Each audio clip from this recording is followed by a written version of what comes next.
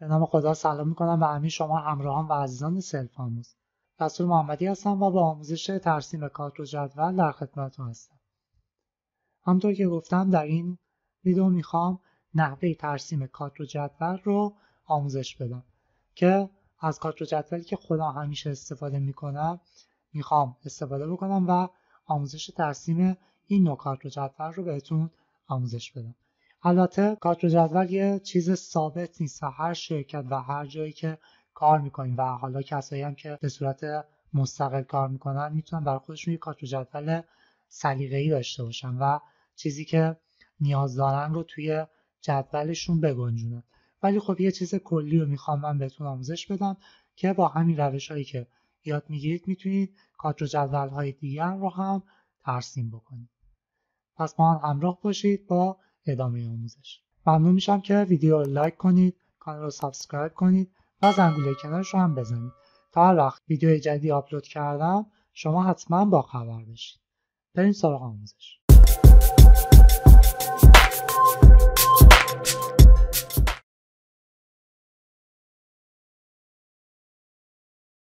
برای ترسیم کادر و جدول ابتدا چارچوب اصلی کارمون رو مشخص میکنیم که در واقع همون اندازه کاغذی هست که میخوایم روش پرینت بگیریم که برای این آموزش من کاغذ آچار رو در نظر گرفتم. ابتدا دستور UCS آیکون رو میزنم و گزینه نو اوریجین رو انتخاب میکنم تا آیکون UCS به این قسمت بیاد و ثابت بشه. حالا با دستور لاین یه چارچوب کاغذ آچار ترسیم میکنم. کاغذ آچار به صورت افقی. کاغذ آچار 297 در 210. حالا که این رو ترسیم کردم از خطوط بالا و پایین به اندازه 7.5 میام داخل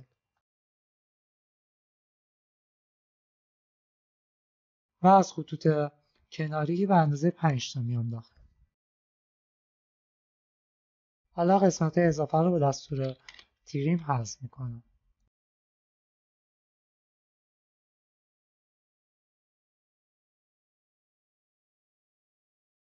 خب همونطور که در این کادر و جدول دیدین داخل این فریمی که ایجاد کردیم یه سری عدد و حروف داریم که اول باید بیایم یه تکست استایل براش تعریف بکنیم. دستور استی رو اجرا میکنم و در پنجره که باز میشه یه استایل متن ایجاد میکنم.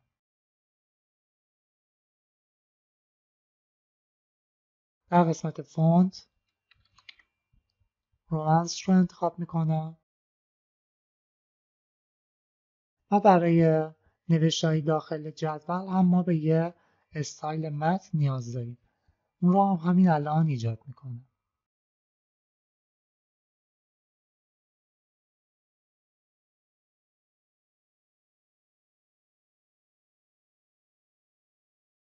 روی استایل تایتل دوبار کلیک میکنم تا به عنوان استایل جاری انتخاب بشه و پنجره رو میبندم. حالا میخوام یه سری عدد و حروف در این قسمت بنویسم. دستور دیتی رو اجرا میکنم. جاستیفایرش رو روی MC میذارم، یعنی میدل سنتر، دقیقا وسط متن. یه نقطه رو انتخاب میکنم. هایت رو، ارتفاع متن رو 3 وارد میکنم. این رو هم تغییر نمیدم و حالا اینجا مینویسم.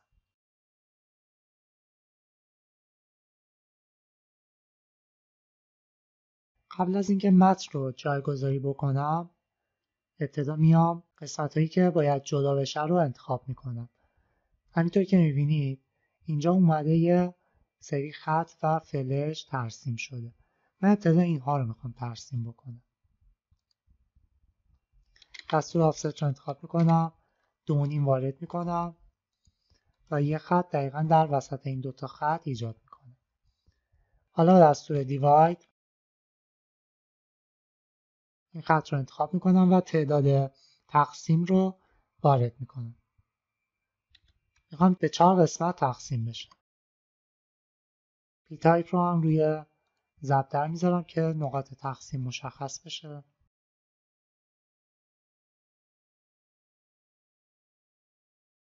اینجا هم به همین شکل و قسمت پایین هم به همین شکل. حالا قسمت این سمت رو به دست آوردیم. میایم این حروف رو جایگذاری میکنیم. میخوام دقیقا در وسط این دوتا نقطه باشه. M2P رو در خط فرمان تایپ میکنم، اینتر میزنم. این نقطه و یه بار دیگه انجام میدم. M2P این نقطه و این نقطه که دقیقا در وسط این دوتا نقطه قرار بگیره.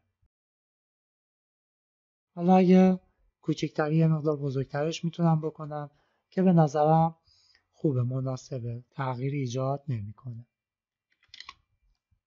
همین رو میام به سمت بالا کپیش میکنم.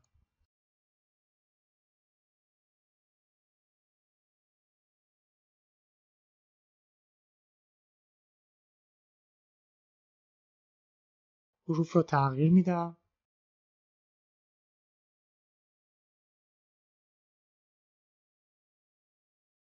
حالا همونطور که در این قسمت میبینید این خطوط یه مقدار با این خط فاصله داره. منم همون فاصله رو بهش میدم. نقطه رو پاک میکنم و این خط رو به اندازه 1 میل به این سمت میکشم. در این قسمت هم همین کار رو تکرار میکنم.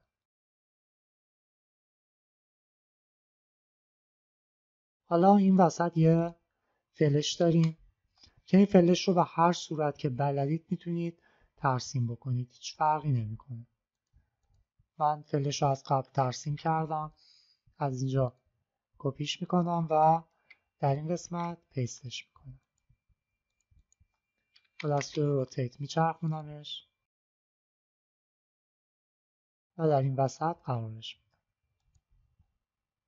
حالا این خط رو هم پاک میکنم و به این شکل این قسمت به دست میاد.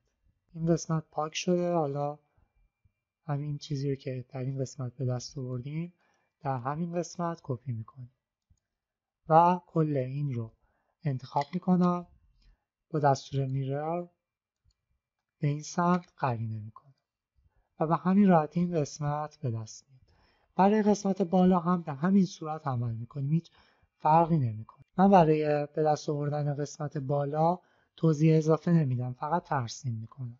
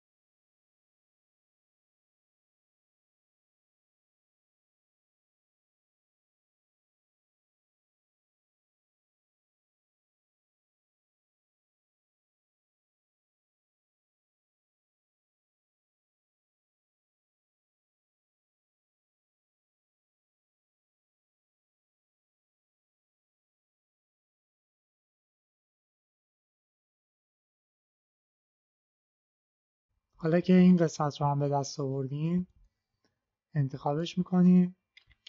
با دستور میرر به این سمت قرینش میکنیم. خب کلا کادرمون رو به دست آوردیم. دستور بلاک رو اجرا میکنم. در این قسمت اسمش رو تعیین میکنم و پنجره رو اوکی میکنم.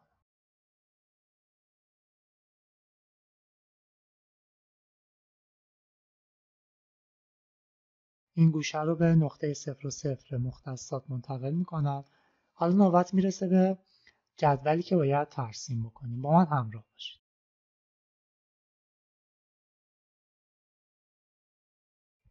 ممنون که ویدیو رو تماشا میکنید. برای اینکه بتونیم ترسیم بهتر و منظمتری انجام بدیم، از قسمت لایه ها ما 3 تا لایه میسازیم. یه لایه برای فریم، یه لایه برای جدول و یه لایه هم برای متن‌هایی که میخوایم بنویسیم.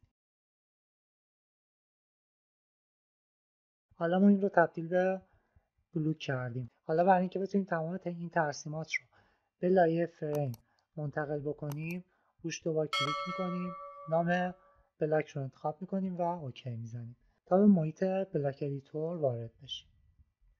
حالا ترسیمات رو انتخاب میکنیم.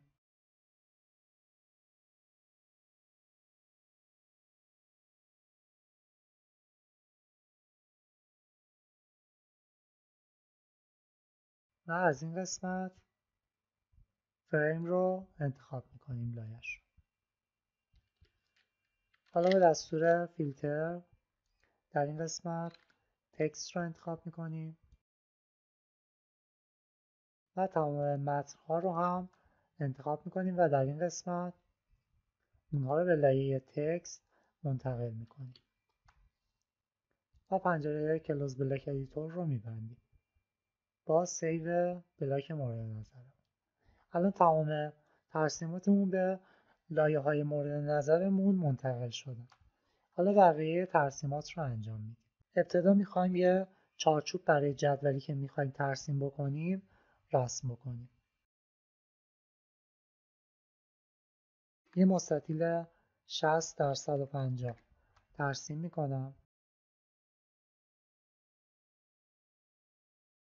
ما این خط رو نیاز نداریم، فقط برای اینکه حالت کمکی برامون داشته باشه ازش استفاده میکنیم. خب همونطور که اول ویدیو نشون دادم میخوایم یه همچین ترسیمی رو انجام بدیم، یه همچین جدولی رو رسم بکنیم. ابتدا از این خط به اندازه 55 تا یه آفست میگیرم و بعد از همین خط به اندازه 20 تا به این سمت میارم و از این خط به اندازه 25 تا به سمت پایین میارم. قسمت اضافه رو تریم میکنم و این خط رو میخوام به 3 قسمت تقسیم بکنم. از همین خط یک کپی میگیرم، خط رو انتخاب میکنم و 3 رو وارد میکنم.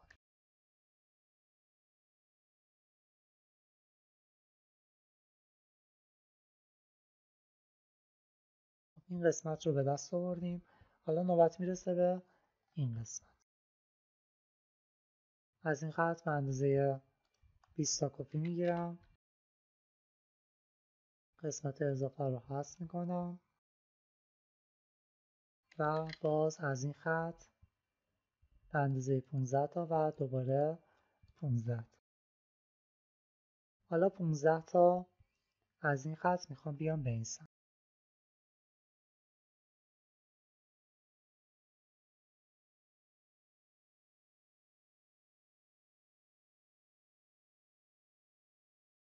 یه خط از این نقطه تا این نقطه ترسیم میکنم و همین خط رو به اندازه 30 تا به این سمت میارم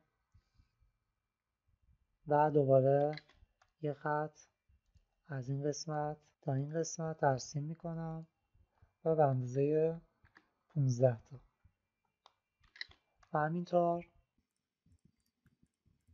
یه خط از این قسمت ترسیم میکنم و به اندازه 25 تا به این سمت میارم و همین خطی رو که ترسیم کردم به این سمت قرینه میکنم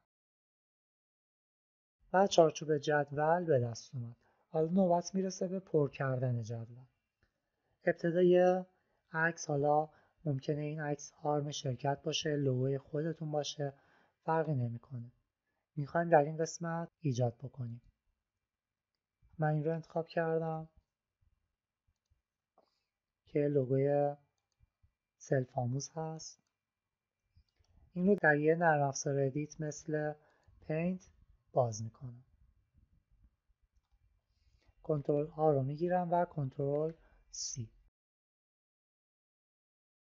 دستور پیست اسپیشیال رو میزنم و در این قسمت پیکچر مدیا فایل رو انتخاب میکنم و اوکی میکنم. این پنجره رو اوکی میکنم و این تصویر رو در سر جای خودش قرار میدم.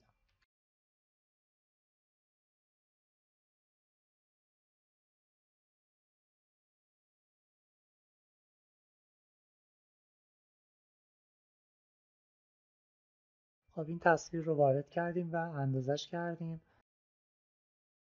چون موقع پرینت گرفتن این عکس ممکنه روی خط بیفته و خط ها مشخص نشه، یه مقدار کوچیک‌ترش هم میکنیم.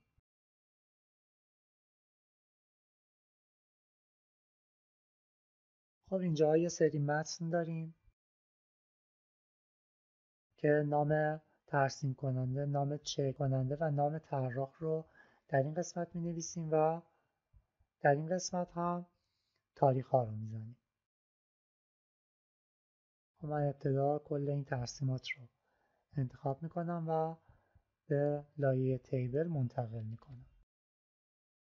حالا لایه تکست رو اینجا انتخاب می کنم و در قسمت انوتیت استایل تکست رو هم انتخاب می کنم.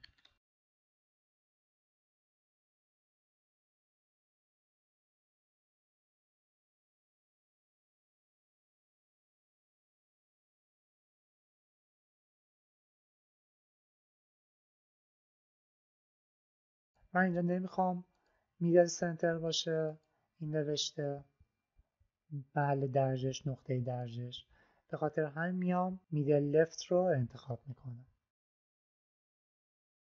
و در اینجا قرار میدم. از همین یک کپی در قسمت های مختلف میگیرم.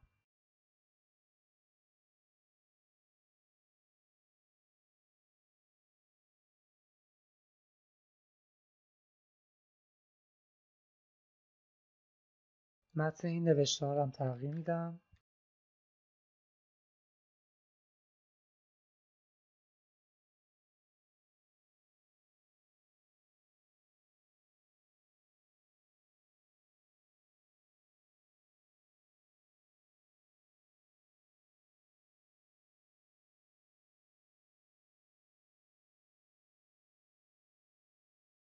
این قسمت تکمیل شد. حالا نوبت میرسه به متن این قسمت که ابتدا این رو میام روی میدل سنتر میذارم.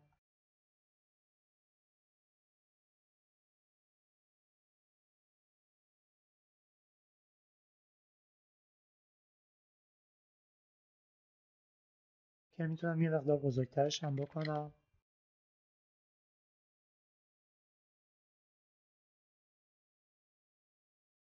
از همینا یه کپی میگیرم و اینها رو یه مقدار کوچیک‌تر میکنم چون واسه این قسمت یه مقدار بزرگترم.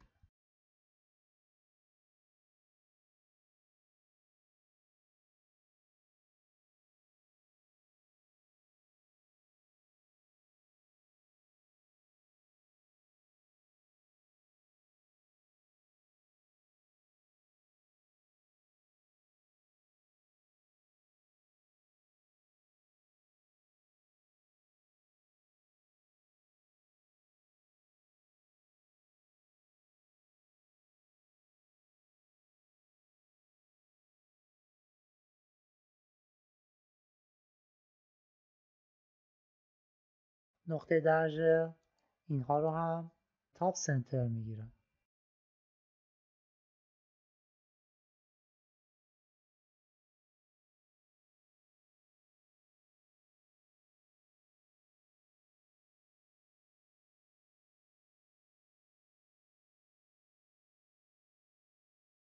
حالا از همین کپی میگیرم توی قسمت های دیگه.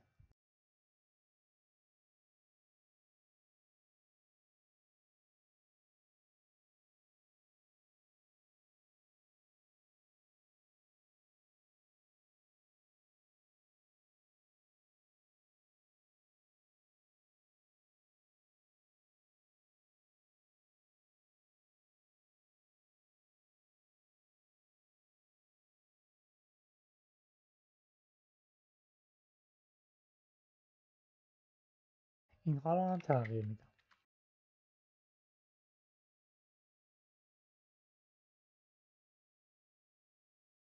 حالا کلیات این متون رو نوشتیم، متون داخل جدول رو. این قسمت ها ثابت هستن، یعنی این دراینگ تایتل یا دراینگ نامبر و تمام قسمت های دیگه ثابت هستن و هیچ تغییری نمی کنن. ما نیاز به یه سری متن‌های دیگه داریم که ثابت نیستن و تغییر میکنن، به خاطر همین اونها رو هم وارد میکنیم. برای این قسمت تکست رو انتخاب میکنم، DT جاستیفایرش رو روی باتم سنتر میذارم و یه نقطه رو انتخاب میکنم. ارتفاع 3، ارتفاع رو 3، حالا بعدا عوضش میکنیم، مسئله ای نداره. و فقط 3 تا خط اینجا مینویسیم. ارتفاع رو 2.5 تغییر میدم.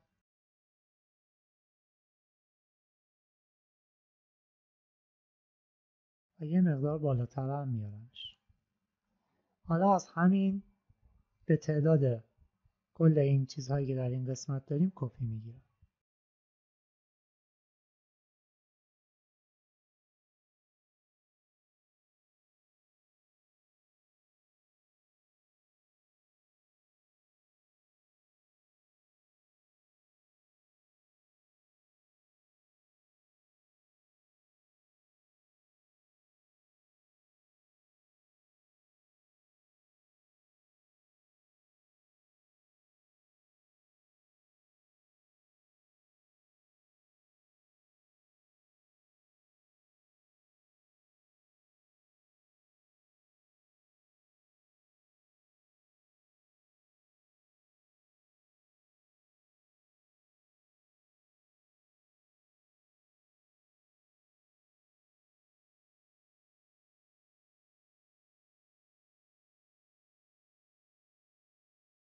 از این دوباره یه کپی میگیرم و در این قسمت قرارش میدم. جهتش رو هم عوض میکنم، یعنی نقطه درجش رو میده رایت میذارم.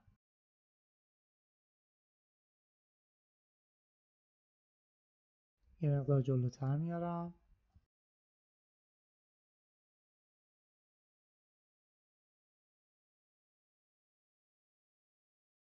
حالا فقط میمونه این قسمت که نشون دهنده اینه که سبک نقشه کشیمون به چه صورته، به صورت آمریکایی یا اروپایی، که ما سبک اروپایی کار میکنیم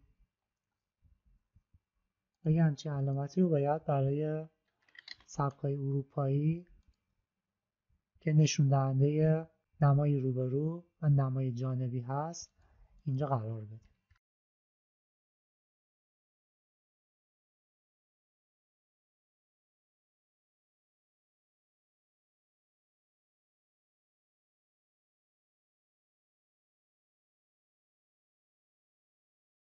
و حالا این چیزهایی رو که الان ترسیم کردیم به عنوان جدول همه رو انتخاب میکنیم، دستور لاک رو میزنیم، در قسمت نیم تیبل وارد میکنیم و اوکی رو میزنیم. این نقطه رو به عنوان محل درج و کلش رو انتخاب میکنیم و به این شکل به بلاک تبدیلش میکنیم و میتونیم ازش توی نقشه‌های مختلف به عنوان تمپلیت استفاده بکنیم. حالت این الان حالت افقی بود.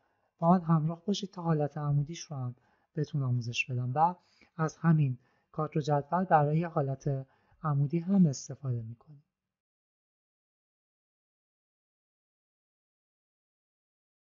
ممنون که همراه هم هستید و این ویدیو رو تماشا میکنید. در این قسمت میخوایم نحوه ترسیم جدول عمودی رو آموزش بدیم. خب گفتم از همین جدول میتونیم استفاده بکنیم. من از کل این جدول کپی میگیرم، به این سمت میارم یا کپیش میکنم میرم توی فایل جدید، اینجا پیستش میکنم فعلا این رو میذارم کنار چون نیازی بهش نداریم. از همین یه روتیت میگیرم. نگاه کنید الان همونطور که میبینید حروف و اعداد برعکس شدن، یعنی 90 درجه اینها هم چرخیدن. برای اینکه این همچین موضوع پیش نیاد میتونیم دوتا کار انجام بدیم. یکی اینکه این ترسیماتی رو که داریم اکسپلود بکنیم و کارمون رو انجام بدیم و دوباره تبدیل به بلاکش بکنیم، یا اینکه بریم وارد محیط ویرایش بلاک بشیم و اونجا ادیتش بکنیم. پس به خاطر همین من روی این دو بار کلیک میکنم، فریم رو انتخاب میکنم، وارد محیط ویرایش بلاک میشم. کل این رو انتخاب میکنم، روتیتش میکنم.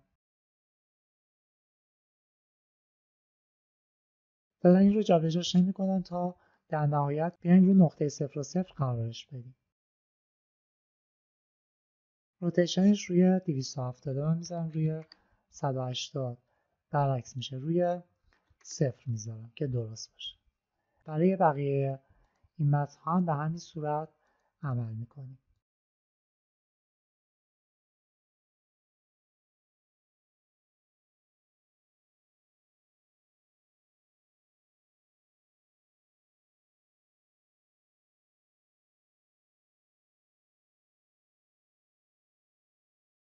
حالا اینها رو تغییر میدیم، یعنی این 1 2 3 4 در این قسمت باید ABCD بشه و این ABCD باید 1 2 3 4 بشه.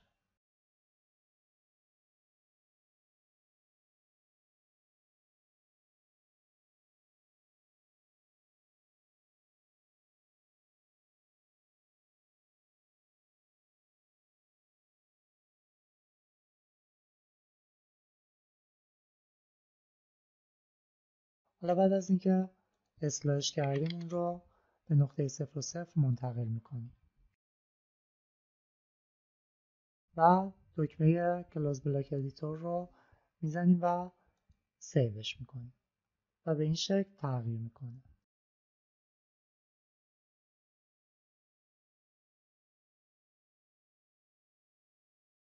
حالا این رو از این نقطه به این قسمت میاریم و اینجا میخوایم یه تغییری روی این اعمال بکنیم. به خاطر همین وارد محیط بلاک ادیتور میشیم، تیبل رو انتخاب میکنیم.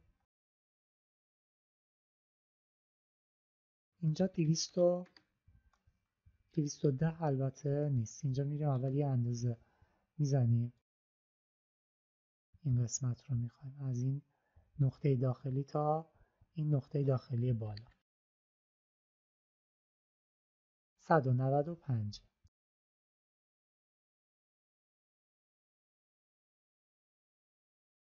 حالا این خط رو از اینجا تا اینجا اندازه میزنیم. 150. ما این رو انتخاب میکنیم، دستور اسکیل رو میزنیم، نقطه 0 و 0 رو انتخاب میکنیم، رفرنس رو میزنیم، مقدار اولیه رو انتخاب میکنیم 150، مقدار ثانویه که میخوایم این اندازه 150 به اندازه دوم برسه رو انتخاب میکنیم 195. بعد دوباره پنجره ویرایش بلاک رو میبندیم با سیو و به این شکل در میاد. فقط این عکس تغییر نکرده، اون رو هم درست میکنیم.